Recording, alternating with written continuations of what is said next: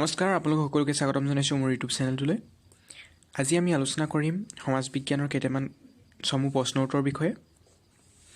আমাৰ আজি প্ৰথম প্ৰশ্নটো হৈছে অসমৰ মুঠ মাটিকালি কিমান? অসমৰ মুঠ মাটিকালি হৈছে ৭৮,৪৩৮ বৰ্গ কিলোমিটাৰ। অসমৰ মুঠ জনসংখ্যা আৰু সাক্ষৰতা হাৰ কিমান?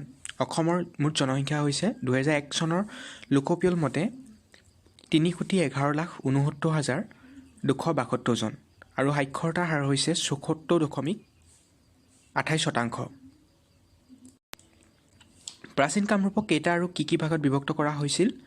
প্ৰাচীন কামৰূপক ৪টা ভাগত বিভক্ত কৰা হৈছিল: ৰত্নপীঠ, কামপীঠ, সুবৰ্ণপীঠ আৰু সৌমাৰপীঠ। আহোমসকল কেতিয়া অসমলৈ আহিছিল? আহোমসকলে ১২২৮ খ্ৰীষ্টাব্দত অসমলৈ আহিছিলে। আহোমসকলৰ সৰ্বশ্ৰেষ্ঠ ৰজা কোন? আহোমসকলৰ সৰ্বশ্ৰেষ্ঠ ৰজা হৈছে স্বৰ্গদেউ ৰুদ্ৰসিংহ। কোন ৰজাৰ শাসনকালত আৰু ক'ত জয়মতী কোঁৱৰীক শাস্তি দি হত্যা কৰিছিল? লৰা ৰজা চুলিকফাৰ শাসনকালত জেৰেঙা পথাৰত জয়মতী কোঁৱৰীক শাস্তি দি হত্যা কৰা হৈছিল। আহোমৰ সৰ্বপ্ৰথম ৰজাজনৰ নাম কি আছিল? আহোমৰ সৰ্বপ্ৰথম ৰজাজনৰ নাম আছিল চাওলুং চুকাফা। অসমৰ প্ৰথম ছপাশালখনৰ নাম কি? মিছন প্ৰেছ, শিৱসাগৰত অৱস্থিত। অসমৰ কোনখন ঠাই কাঁহ শিল্পৰ বাবে বিখ্যাত? সৰ্থেবাৰী, বৰপেটা জিলাত অৱস্থিত। সৰ্থেবাৰী কাঁহ শিল্পৰ বাবে বিখ্যাত।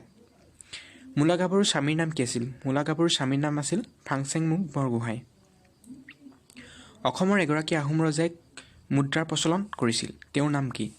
স্বৰ্গদেউ ৰুদ্ৰসিংহই অসমত প্ৰথমবাৰৰ বাবে মুদ্ৰা প্ৰচলন কৰিছিল।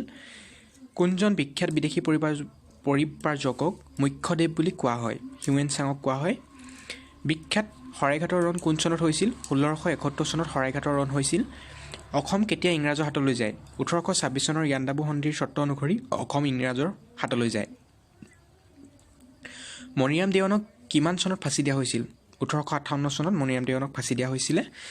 কোন আহোম ৰজাৰ দিনত মোৱামৰীয়া বিদ্ৰোহ হৈছিল? স্বৰ্গদেউ লক্ষীসিংহৰ দিনত মোৱামৰীয়া বিদ্ৰোহ হৈছিল। ষষ্ঠী বিদ্যানৱ গ্ৰন্থখন কোনে ৰচনা কৰিছিল? সুকুমাৰ বৰকাইতে ষষ্ঠী বিদ্যানৱ গ্ৰন্থখন ৰচনা কৰিছিল। স্বাধীনতা যুঁজৰ প্ৰথমগৰাকী অসমীয়া শ্বহীদ কোন? স্বাধীনতা যুঁজৰ প্ৰথমগৰাকী অসমীয়া শ্বহীদ আছিল পিয়লি ফুকন।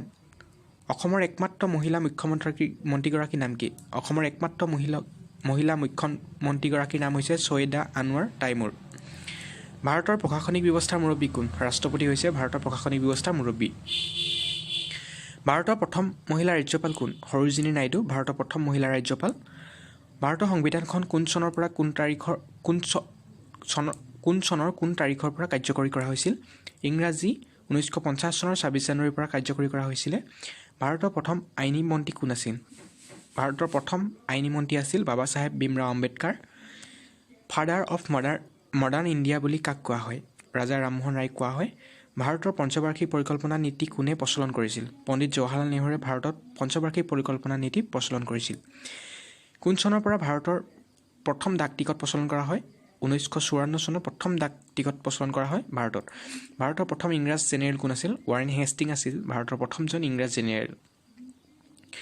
ভাৰতৰ কোনে প্ৰথমে নোবেল বঁটা লাভ কৰিছিল? কবি ৰবীন্দ্ৰনাথ ঠাকুৰে ভাৰতৰ প্ৰথম নোবেল বঁটা লাভ কৰিছিলে।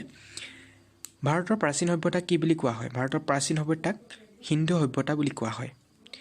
বুদ্ধৰ পূৰ্বজন্মৰ কাহিনীসমূহক কি বুলি কোৱা হয়? জাতকৰ কাহিনী বুলি কোৱা হয় বুদ্ধদেৱৰ পূৰ্বজন্মৰ কাহিনীসমূহক। ভাৰত আৰু শ্ৰীলংকাৰ মাজত থকা প্ৰণালীটোক কি বুলি কোৱা হয়? পক প্ৰণালী বুলি কোৱা হয়। প্ৰাচীন ভাৰতৰ মহাকাব্য দুখনৰ নাম কি? প্ৰাচীন ভাৰতৰ মহাকাব্য দুখন হৈছে ৰামায়ণ আৰু মহাভাৰত। দিল্লীৰ সিংহাসনত আৰোহণ কৰা প্ৰথম মহিলা কোন আছিল? চুলতানা ৰেজিয়া।